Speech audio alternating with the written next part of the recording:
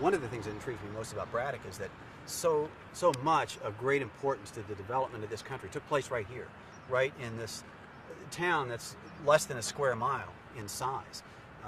Just maybe a half mile or so over this way, General Braddock brought the British Army over, waded across the river, because you could wade across the Mon River at the time, it was so shallow, waded across the Mon River with George Washington, who I think at the time was 23 years old, a young officer in Braddock's army. They crossed the river up here and marched right up this hillside and into an ambush of French and Indian soldiers.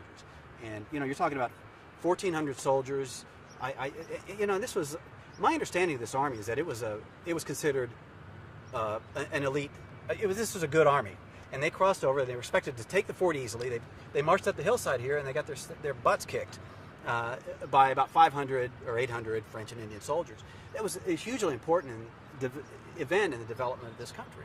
The French and Indian War, I think, has been called the First World War, and a key event of that took place right here, right up the hillside. Maybe a half a mile up this hillside.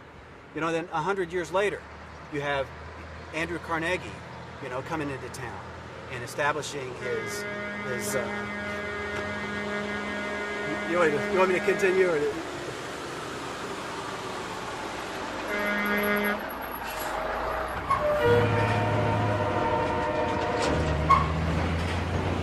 had Andrew Carnegie come to town and establish a mill, and you're talking about one of the most important industrial developments in the history of the country, maybe the history of the world. What price did Braddock pay for being such an integral part of this country? In a lot of ways, I think that's a story about, what America is all about.